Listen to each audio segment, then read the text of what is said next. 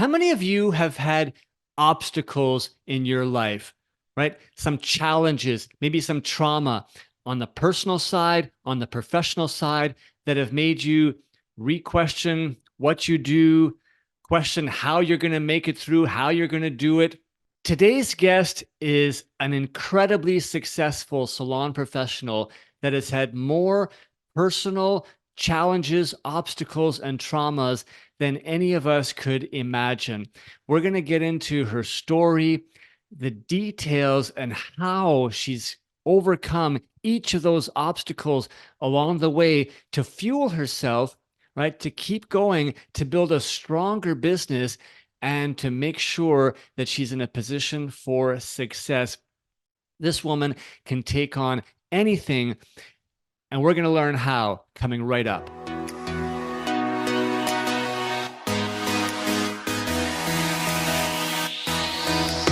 Welcome to the Salon Scoop, a podcast by Salon S.O.S.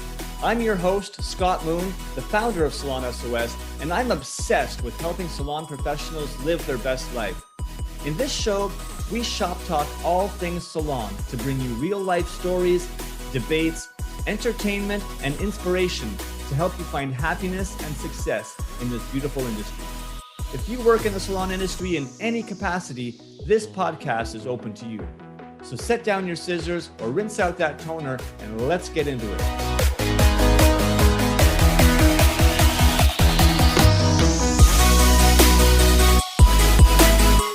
Today is a great day to be alive, and we have a powerful episode coming up. I am super grateful to have Celene Dupuis on the show with me today. Celene, we've talked about doing this for over a year, and then for those listening, we actually did this podcast a month ago, and silly me somehow forgot to hit record. So we're back here in studio recording it all over again. We're finally making it happen. So Celene, thank you so much for making the additional time and for being here with me today. I'm happy to be back again. The joys of technology. Today, we are going to get the scoop on how to overcome adversity in our lives. Right? How to deal with obstacles and challenges that life often sends our way in order to help come out stronger on the other side so that we can continue to achieve our dreams. Before we delve into your story, Celene, maybe can you just give a quick background, a professional background, so that people know who you are and what your journey has been in the industry for those who don't know you? Yeah, absolutely. Well, my name's Celene Dupuis, and I am a hairstylist, graduated from hair school in 2003. And my journey kind of went from a couple years in, started as an educator with Redken Fifth Avenue. And I've been facilitating, on stages across North America for the past 20 years now. So my journey kind of took me from like every position I've worked as an employee in a commission salon. I've rented a chair and done the solo stylist scenario, been an educator. And then more recently, my journey took me into, as much as I love teaching hair, there's something different about being able to teach business. So I work with High Performance Salon Academy as a business mentor, and I'm a trained Little Voice Mastery Coach, which is a Blair Singer program. So I help people become the best version of themselves through kind of facing their inner dialogue that can sometimes hold us back. Amazing. And you're also a salon owner. Maybe you can just mention timelines Yes, of when I you left opened. that part out. Yeah, it's still kind of important, right? Yeah, kind of important. So I've been a salon owner since 2014. So I opened my first salon in Saskatoon, just wanting to be able to, really the goal for that was that so many people say that being a hairstylist, you can't make money. And that it was my goal to prove that you could make a viable career out of it. And not only that, we have employees that are actually taking home over 100K after taxes. So that's our goal, is to help them have a life and be able to earn big. So we opened our second location in Saskatoon as well this past April. So that's my salon owner journey. Amazing. A lot on your plate. And I've known you probably for about 15 years ish now. And we've worked together in many different capacities over that time. For those that do know Celene more kind of at a surface level, she always appears to have her shit together. Right? She's organized, she's respectful, she's driven. You're going to hear she's extremely well spoken. Being an educator and being on stage, I think has, obviously been a great part of her communication skills. But she just generally seems like she has got everything figured out and under control. But the reality is that the path has been anything but easy. And that's what we want to sort of delve into today. Celene, I know that you've dealt with some incredible adversity in your life, way beyond what the average person has to deal with or even imagine happening to us. And I really want to focus on that today and how you dealt with each situation, how you overcame the challenges, maybe what you learned about yourself, both personally and professionally, that allowed you to springboard forward, maybe use it as a motivator. I don't know. So maybe you can start back, at the beginning of your hair journey, hair career, with that first major life adversity that you had to face at that time. Yeah, thanks, Scott. And I think like the biggest thing I would say, especially in like a social media world, is that this idea that like we only put out the highlights of our life on our, on our Instagram and our social media is just creating such an unrealistic expectation. It's creating mental health problems. And so I think speaking about this kind of stuff is really important because nobody really has their shit together. And Yeah. I think that the more we can be real about it, the more people we can help. So thank you for bringing that to the table. And for me, it started, I graduated from hair school, had my first job 2 years in, started working for Redken. And actually my very first hair show I ever worked at, it was the last day of the hair show, and I got a call from my mom that my dad was in the hospital and that it was time, and he had been battling brain cancer.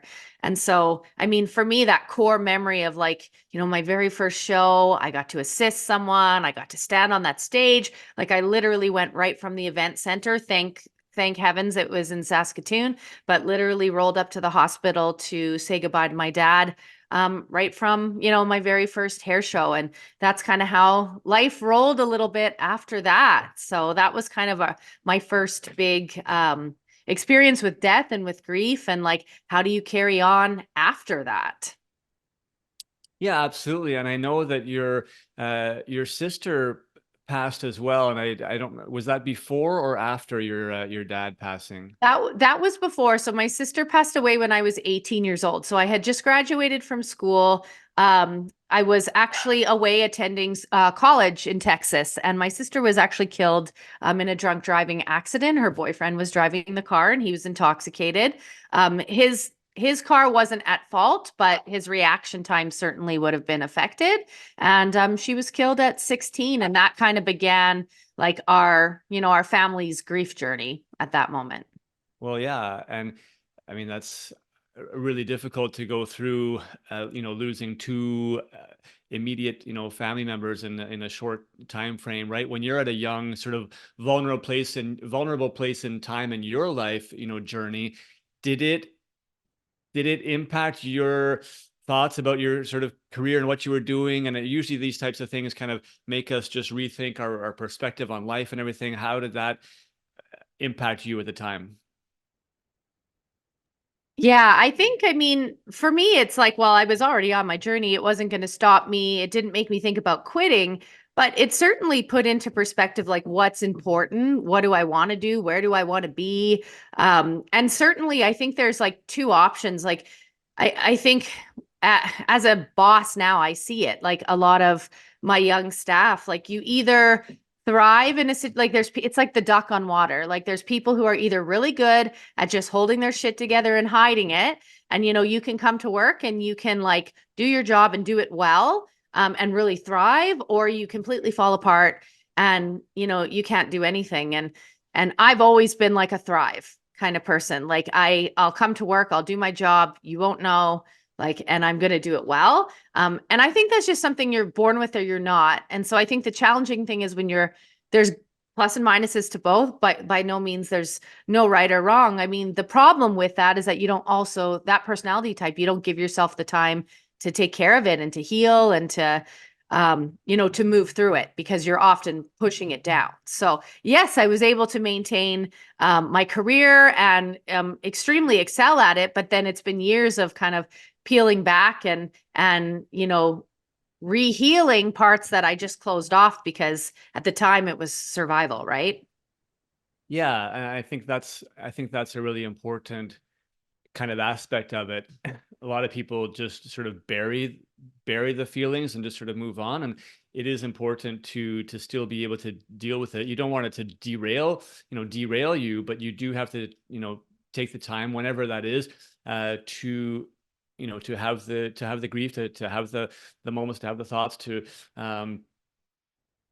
yeah, just kind of deal with some of those emotions that impact you, um, because you'll be better prepared for the next one. And you had another major adversity that's impacted you, in a major permanent way, in your life with your husband. And maybe you can share with us that story and how that kind of impacted your journey.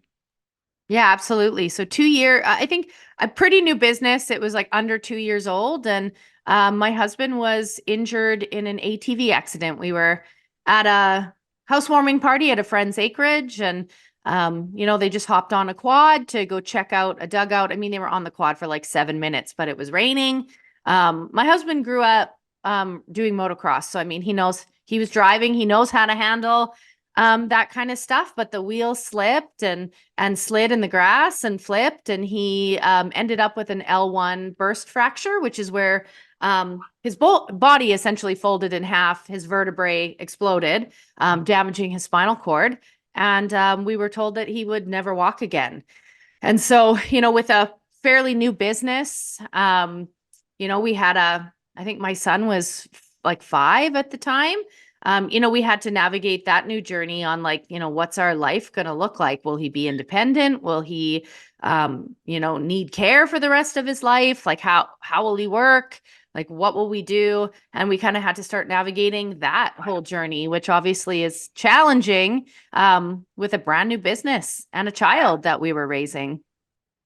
Well, yeah, almost unfathomable for many people. So, like, maybe just share with us, like, what were some of the key, the mental challenges that you personally had to deal with in this? Because you all of a sudden had to turn into like a superwoman, right? Like, you're managing a business, you now have, massive responsibilities from the family, side. I can't even imagine the number of hospital times and visits and procedures and whatnot, and trying to adapt to this new life. um, how did you deal with that? How did it impact you? And what were some of the things that you were able to do to kind of pull yourself through, right? And continue to have the success that you have ended up having with your on a professional standpoint, and obviously your family life as well continues to thrive. Yeah, I mean, I think leaning on community is huge. Like my salon team was able to take over, everything. But I mean, essentially, the things that go through your head is like, we're gonna have to sell our house. We're gonna have to like, how am I gonna run a business? How am I like, how we had 2 dogs. It's like, how are we gonna take like everything just goes through your mind. So I think just navigating it, to be quite honest, you just have to go into survival mode, really, at that point, right? It's like and also you have a whole, like, I was still a huge player behind the chair in my business. So, I mean, what do you do with your clients, right? So, leaning on team, it taught me the importance of creating systems and processes in your business so that, I mean, really, like your business needs to be able to run if you were not in it. And at that time, my business wasn't, but that certainly helped me propel into creating a business. Whereas today, I mean, I'm going to be gone the next 5 out of 6 weekends, and my business is going to run and thrive without me. And, a lot of that and what we're doing today is coming from, those lessons I learned then. My husband at the time, lived in the hospital for, it was almost 3 months. So once we were able to get through like his acute care and, I lived at the hospital the first 2 weeks because I mean, there's a lot of pain, and there's like, I needed to be there to advocate for him, and get him through that first, little bit before he was moved to a rehab hospital. And then it's really about like, I mean, we had to renovate our house just so he could come home. We had to start building a new house because our home would never be able to be adapted fully for him. So, I mean, there was a lot of things at play that, I was responsible for, plus taking care of our son and taking care of the business and taking care of the clients. And I mean, I really had to let go of the business at that moment. And I was able to step out. Like that was, I stopped working Saturdays and never went back at that point. And, it just puts things into perspective that like, it's like at the end of the day, it's just hair. Like that hair is important. It changes lives. It puts food on my family's table. It provides jobs for all of my team members. But at the end of the day, like, that highlight that you think is so important, like those aren't the things that are important. There's someone else that can take care of that client, and it doesn't always have to be you. Like there's other people that can help you with that if you let them. I love that. I think that's just a really important perspective to remind ourselves of ultimately. And also what you talked about in terms of putting together systems and processes and structure in your business, because most people don't think about these potential life altering changes or traumas that are going to impact us. But if you just think that, there are unpredictable factors in life that could change, we don't want to be thinking always of worst case scenarios, but it's good to just put yourself in the situation that, if I had to be away for a month, if I had to be away for 3 months, how could I set my business up so that it can still run and operate, right, without me there? And I think this is a great planning to think about it and to sort of start putting into place some structures and processes and systems to be prepared for that. And maybe you even just do a test and say, hey, you know what, like I deserve to take a 2-week vacation. I've been working, for the last 10, 15, 20 years, and I never really take time off. Like, why don't I plan, right, to take 2 weeks off in maybe 6 months from now, and you give yourself 6 months to sort of put in place, right, some systems that will allow it to happen. And now you kind of do it as a bit of a test, right, to see how things can function and operate without you. You have to learn to let go. I think that's a great learning. All right, so these are two obviously very traumatizing personal experiences that you've had to deal with, that again most people wouldn't even imagine happening in their lives. As you put it, the health and wellness of ourselves, our loved ones, completely overshadow the importance of our job and what we do on a day-to-day basis, put priorities into perspective. There's obviously professional obstacles that can come into play as well. And I know that, Celene, that you've also had to deal with some, sort of professional legal challenges, with your business. So maybe you can talk a little bit about those obstacles and what came about and how you were able to deal with those. Yeah, I mean, I'm sure I'm not alone in this, but it's a hard world out there. When we were actually opening our business, obviously for anyone listening who's open to business, there's hoops you have to jump through, right? You have to do a name search in your province. You have to, get your business license with the name. Like there's all those things. You don't just get to like name a business. You have to legally go about it. And we found out after we had done the process correctly, applied for a business license, been approved, reserved the name within our province. So we legally have the name now. And after all of that, we announced our name. We're so excited. And actually, somebody in our city, that was operating a salon from their home basement, illegally, I might add, had a very similar name. And I would say like, my mistake in it is like, I don't know how I didn't see it on Google, but like, I mean, I did everything I was supposed to do. I did the name search through the province. And so the individual reached out and, basically said like, our names are very similar. And, with the training I have, to me, I was like, listen, like, I guess great minds think alike. Like, obviously it must be legal. Like, I'm assuming that she's running above board. And I know I am. So I'm just like, great minds think alike. We're at complete opposite ends of the city. We're dealing with different. You're like an at-home based business. Like I'm in the Broadway community in my city. I think there's enough business for all of us, like all the best.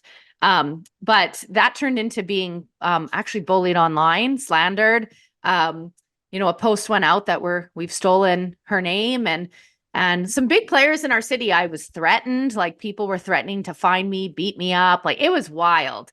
Long story short, working with my HR team, decided that I should give up the name. I was like, you know what? This is just not worth it. It's just totally not worth it. So it took us down like a pretty crazy journey of like figuring out, like, do you rebrand? Do you let it go?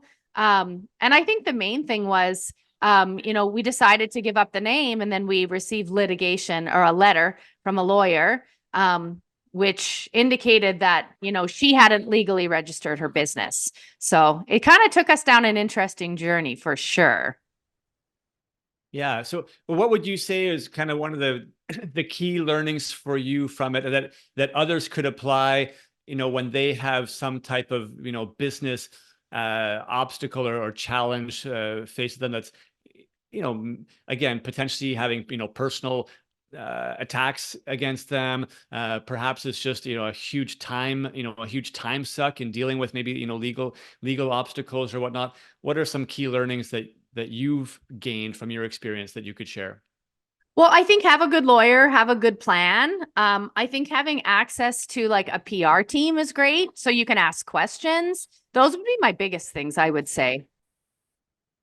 Yeah, and again, those things kind of take some foresight to kind of have some connections in place so that you're not scrambling at the last minute. We all, I shouldn't say we all, but hopefully we don't all have these issues, but sometimes we do. The very first business that I opened was in conjunction with, I was kind of like an offshoot of another, national company.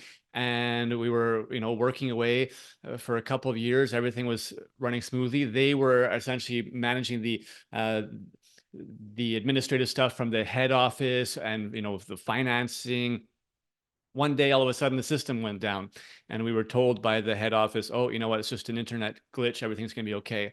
Well, essentially, what had happened is the RCMP had raided their offices and seized everything because they had been essentially doing some tax fraud issues, and the business was shut down Wow. overnight. And our sort of offshoot of it was obviously completely impacted and shut down at the same time Yeah. without really. And I found myself being investigated by the RCMP for attachment and whether or not we had any, sort of involvement in the Right. whole scandal. And I was not prepared, legally to sort of deal with these things.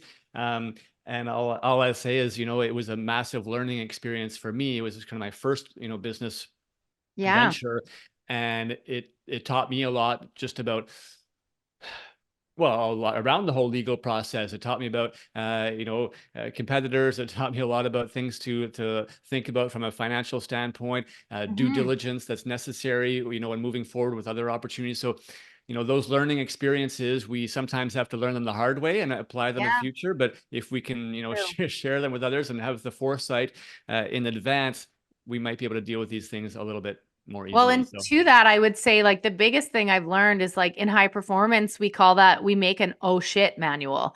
And it's like literally, so whatever could happen, like health inspectors come in, somebody cuts off a finger, like what do we do?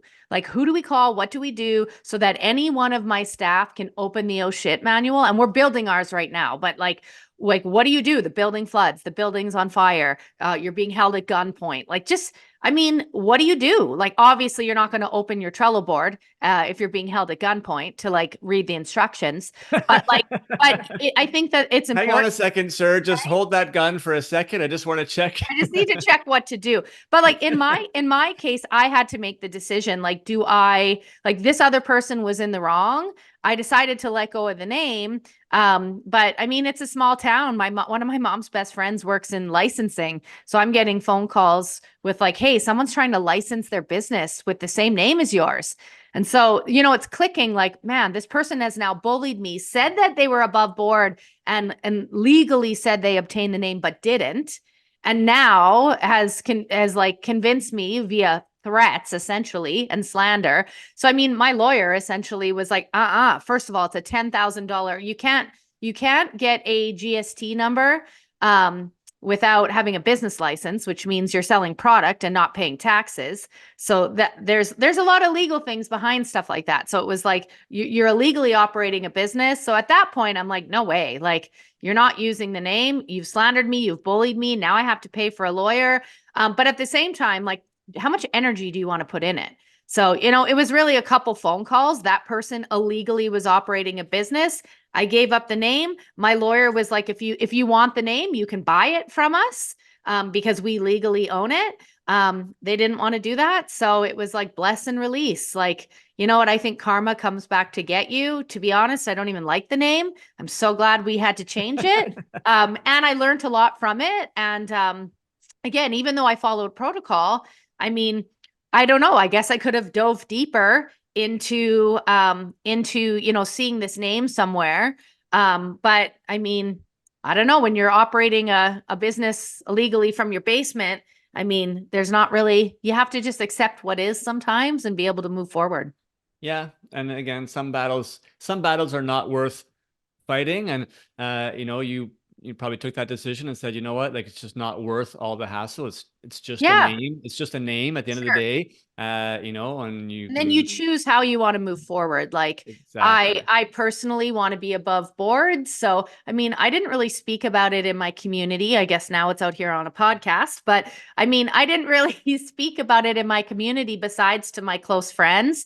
It's like I wasn't interested in, I really believe in community over competition and have since the beginning, but I mean, that experience also made me really, it was years before I immerse myself in the salon owner community because that was my very first experience. And to be honest, I was like, man, I don't want to have anything to do with any other salon owners because this is nasty and cutthroat. And, so since then I've been able to create an incredible community of other salon owners who feel the same as me and play above board. And, we've even had employees move from like my salon to my friend's salon and like been able to communicate about it, stay above board. Like, it doesn't have to be this cutthroat industry that I think that we've created.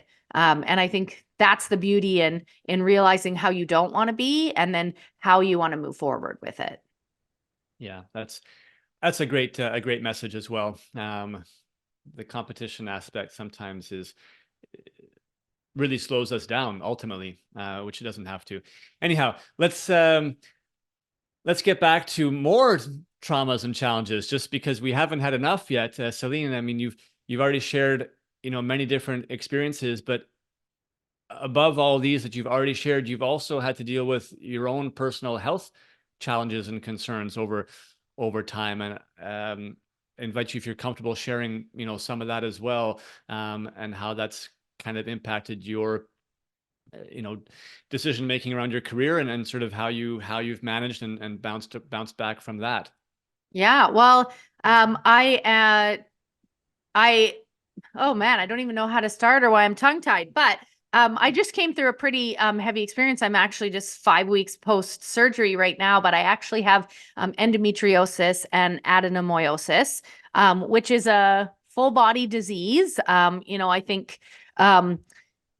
I think that people think that, endometriosis is like a period problem. Like, once a month you get cramps and it's normal, but it's not. I mean, essentially what happens is your body bleeds internally once a month. And when you're bleeding internally, all your organs get glued together, you grow lesions, you grow cysts, and it's considered one of the most it's one of the top 5 most painful diseases in the world. And it affects 1 in 9 women. So I've had an endometriosis for diagnosed for I think close to 5 years now. So I mean, I've had my second surgery. I just had a hysterectomy, but endometriosis pain looks like, chronic fatigue. For some women, it's you're in bed more than you're out of bed. It can be difficult to lead a team when you deal with chronic pain. Leading up to my hysterectomy, I mean, I was I was in pain for 35 days straight, like pain that is so debilitating. The only choice is to take like a narcotic to be able to numb that pain. So it's a journey I think a lot of women go through. And, you know, for me, at the start of that journey, I still had clients. So that was really challenging to have to, you know, how do you reschedule everyone when you're a fully booked like stylist, right? How do you deal with the fatigue and run the team? How do you like deal with the brain fog?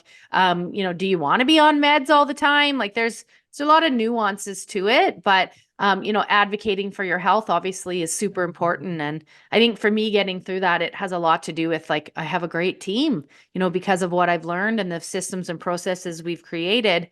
You know, if I have a flare up and I'm going to be in bed for 3 days, my team knows what to do. They know how to handle it.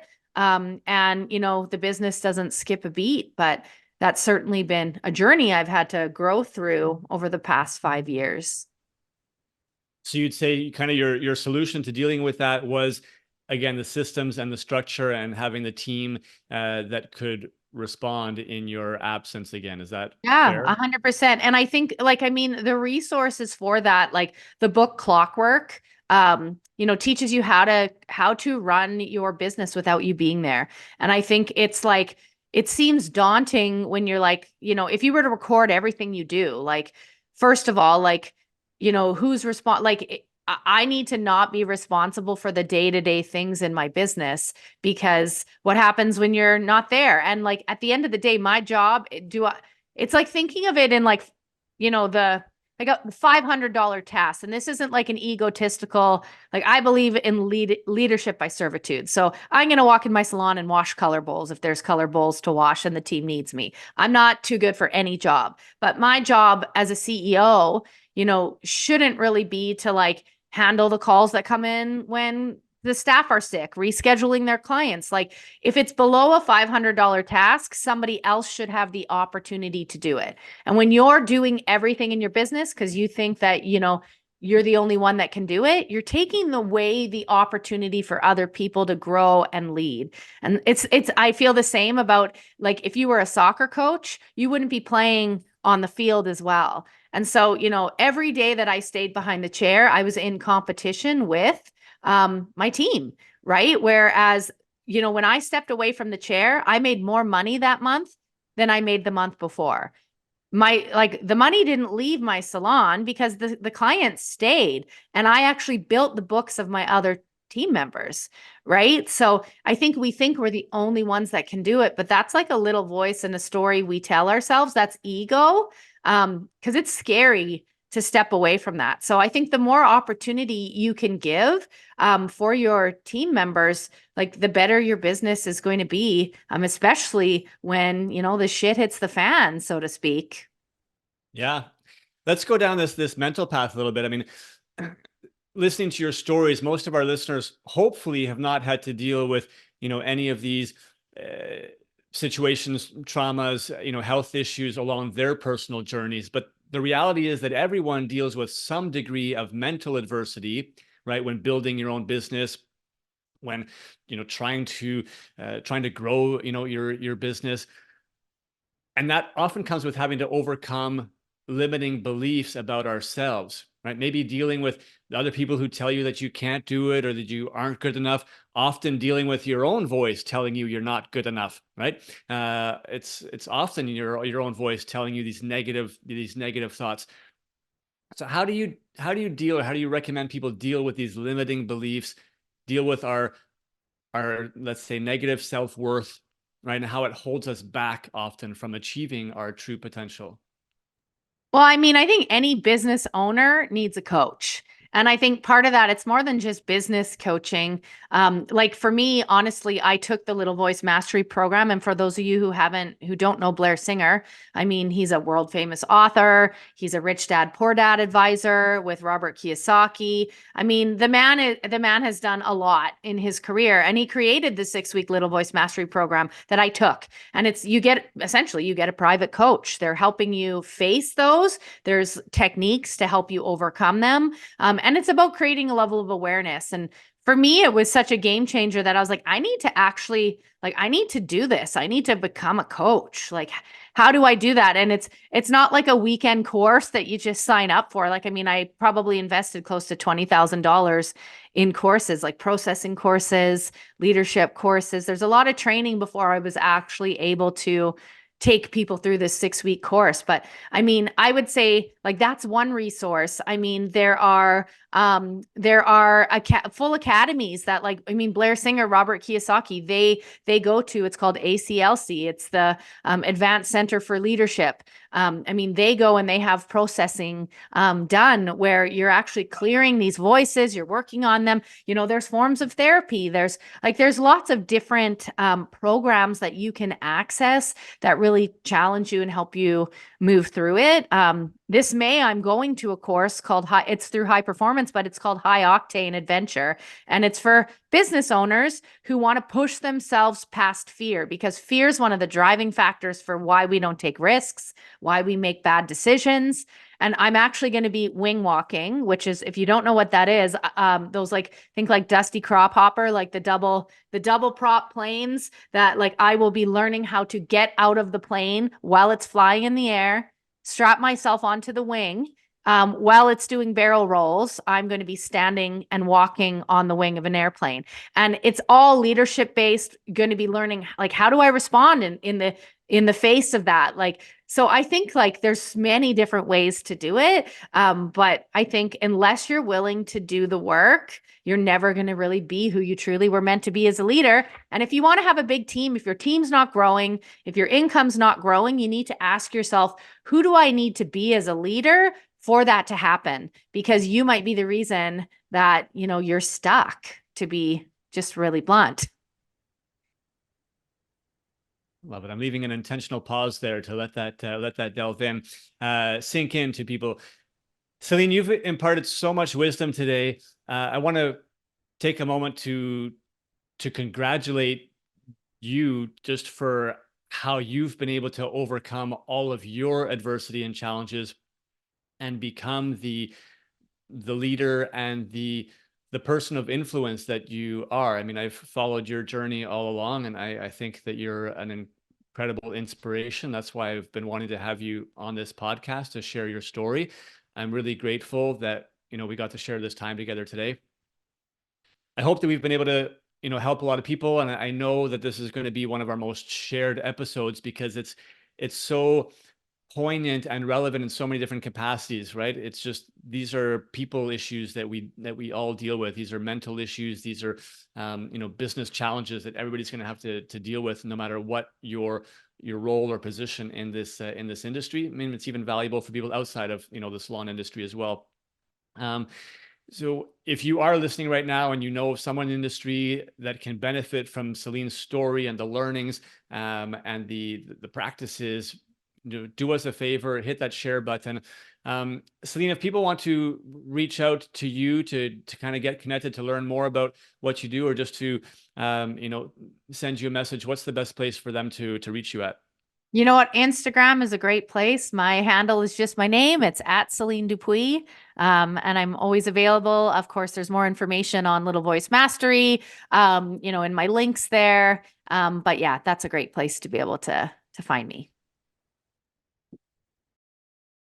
Amazing. Well, we'll have that in the show notes. But before we let you go, we do have one last question that we ask all of our guests on the show. Celene, what's one piece of advice that you would give, you know, either to your younger self or, you know, just salon professionals in the industry today that can help them prepare to deal with the obstacles, the roadblocks, the challenges, you know, the naysayers that seem to stand in their way? I think the biggest thing I would say would be like a message for all salon owners. And, you know, I think the business has completely changed, like even in the almost 10 years I've opened a business. And I think what I hear so often is like, oh, kids today don't want to work, or, you know, I just think we need to, like, get that garbage out of there. I think if we're not able to adjust our expectations and our time, it's like raising kids. I want my child to have a better life than I had. So, like, do I really want my staff to work 7 days a week, burn out, have mental health challenges? That's not what I want for them. So I need to change the conversation and stop complaining about the fact that they're not the same way I am because they're a different generation. I think we're dealing with people in a really challenging world, in a really challenging time. And I always think like, you know, if I can help them live the life they always dreamed of, they're going to do amazing at work. And so that's where I think that my advice would be is focus on them as a human being, focus on growing them as a person, and the rest will fall into place. When we're too focused on, the money, the business, grow the people, and the rest will come. I love that. Inspirational advice from an inspirational person in our industry. Celene, thank you again so much for sharing with us today and for being on the episode for the second time. This time we've recorded it. It was really great to get the scoop on your experiences and all of your wisdom and advice for industry professionals. Everybody, let's get out there, change the conversation, change your perspective a little bit. Right. I think this episode is really great about putting things into perspective, understanding what's important, and putting in place, the systems and procedures necessary to deal with those things. Celene, any last comments? Thanks again for being here with me again. Oh, well, just thank you for having me. And I would just say, like, if you can learn the ability to hold space, it's not if, it's when, trauma or grief will find you. And at the end of the day, it's like, we got to move through it. You can't pack it up neatly in a box, even though we'd like to. What an honor to be able to, move through things in my life and now have the ability to help my team and help others move through their stuff. Amazing. All right, everyone, pay it forward. Let's share the message, share the learnings so that we can all do better together. Have a wonderful day. Bye for now.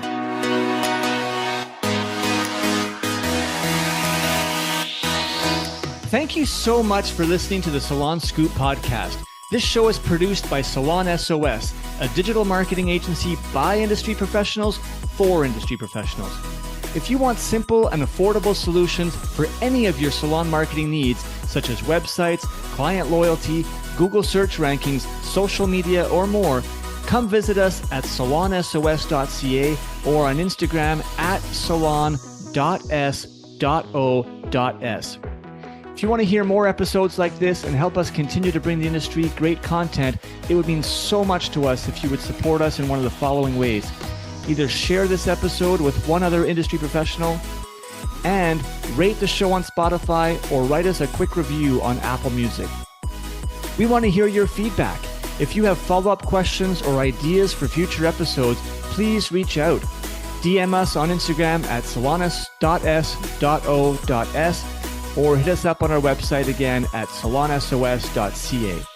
Again, thanks so much for listening. Now go get your hustle on, keep smiling, and we'll catch you on our next episode.